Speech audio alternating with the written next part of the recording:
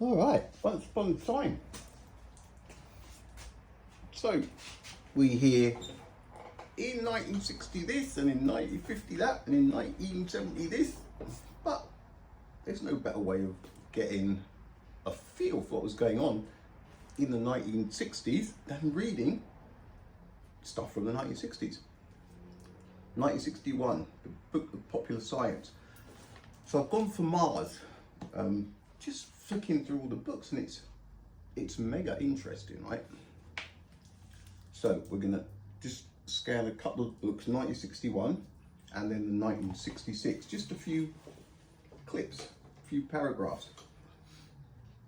It is generally believed that Mars has changes of seasons, though each of its seasons is nearly twice as long as a season on Earth. There are white caps at the poles that alternately diminish in size and grow.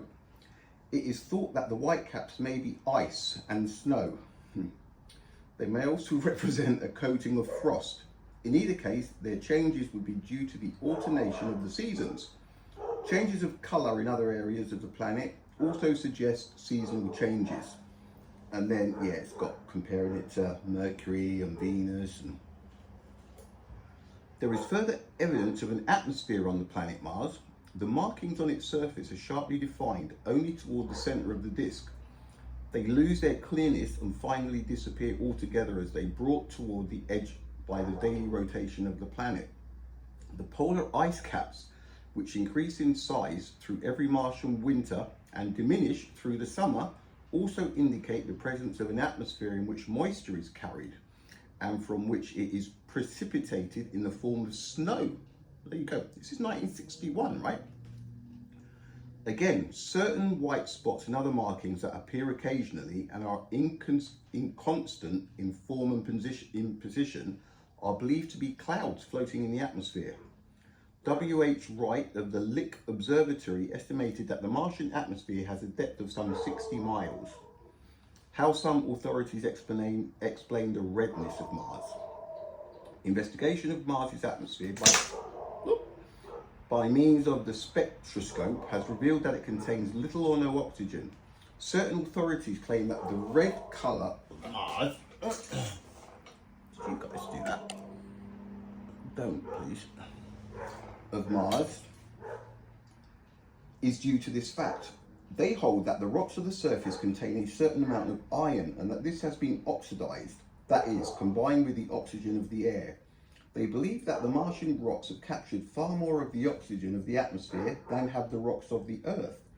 That would account not only for the redness of the planet, but for the scarcity of oxygen in its atmosphere. The air on Mars is certainly thinner than the air found at the top of our loftiest mountains. Furthermore, it is thought that the atmosphere does not contain much moisture. There is enough, to be sure, to cause the appearance of snow in winter, but the fact that the snow caps disappear so rapidly shows that the snow cannot be very deep. As a matter of fact, it may not be more than a heavy frost. So this is 1961. So, here we go. There's another thing the surface of Mars. In a powerful telescope, Mars presents a fascinating sight. Over half the surface is red and is believed to be a vast desert. But there are also large areas of blue-grey colour, once thought to be seas, but now considered by many to be vegetation, for they turn brownish during the Martian autumn and winter, and then blue-grey again in spring and summer. At the extreme north and south are the white polar caps described above.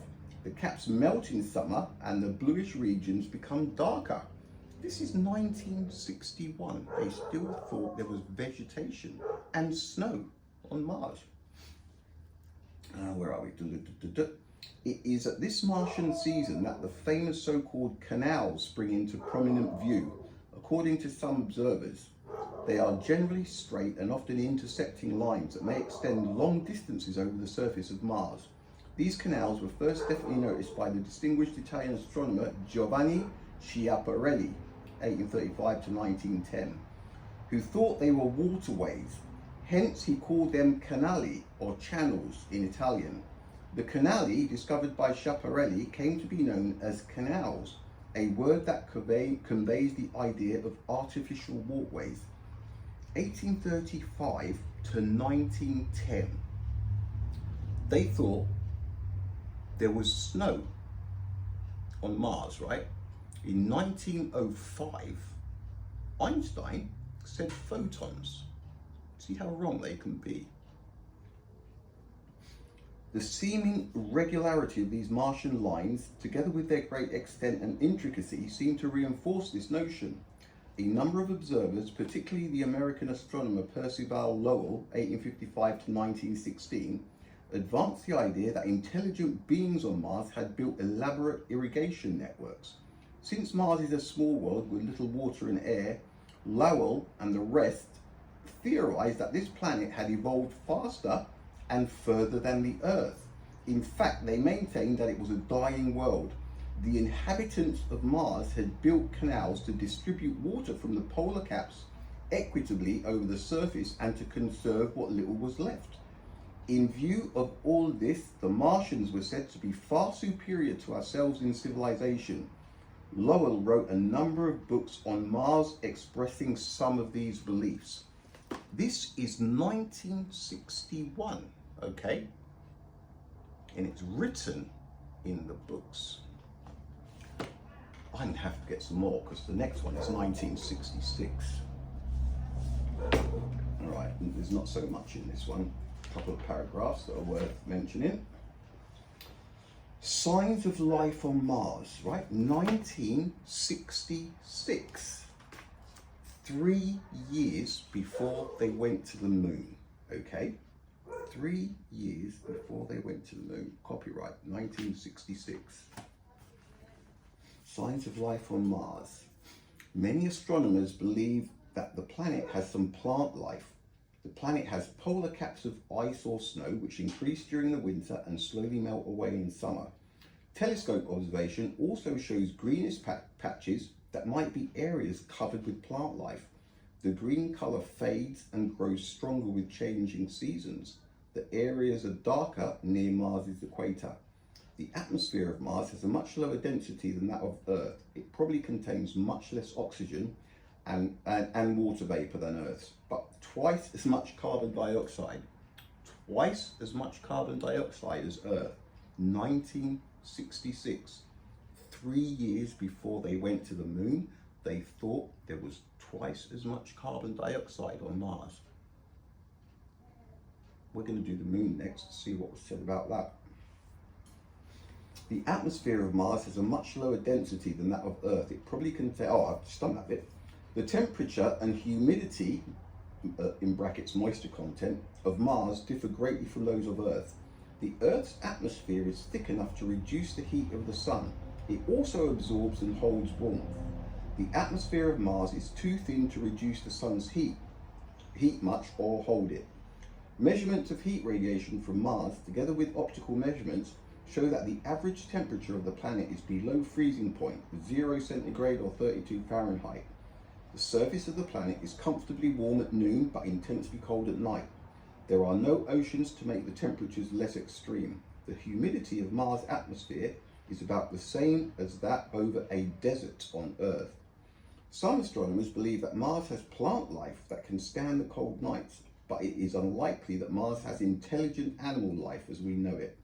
Creatures similar to man could not survive there.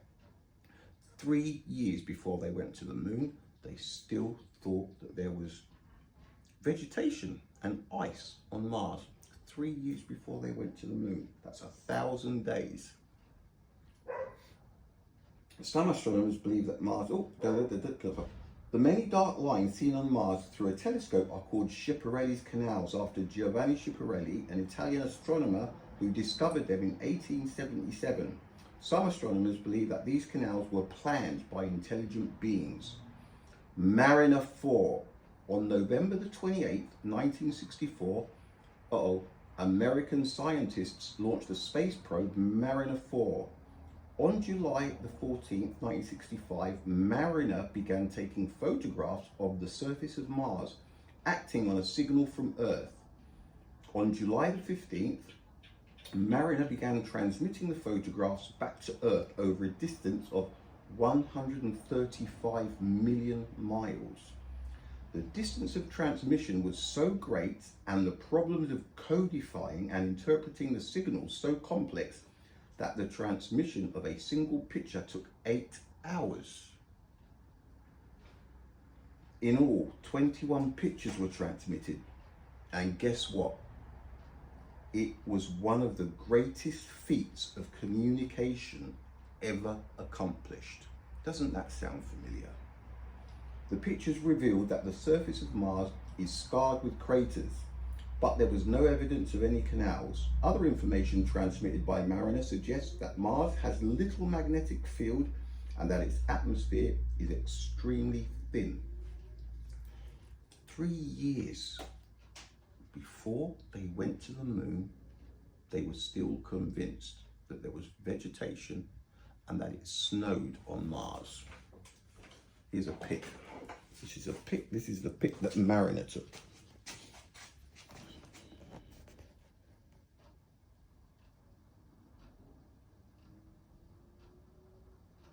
A close-up photograph of Mars showing an area of 170 miles by 150 miles was transmitted to Earth by Mariner 4. It was one of the most amazing feats, transmission feats ever. Okay.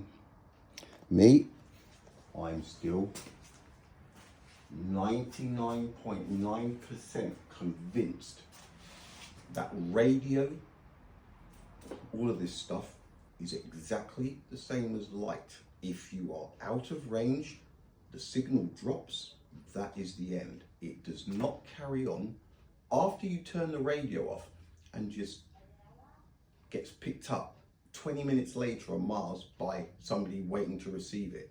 Same as light. If the source turns off, it's gone. If you're not within range, you do not see it. I bet you radio is going to turn out to be the same. Walkie-talkies, if you're in range, you talk. If you're not, nobody ever says, hang on, I'll talk, and then you should get the signal about 3 seconds later. It doesn't happen. You're either in range or you're not. Same as light. You either see it from the onset or you do not see it at all. That one is a slam dunk. Don't know enough about radio transmissions to comment really, but it makes sense.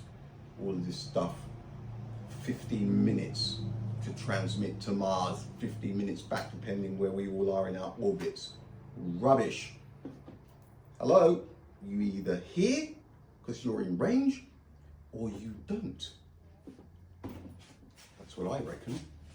But like I said, I'm not going to slam dunk that one, but it would make sense. I do slam dunk the light thing.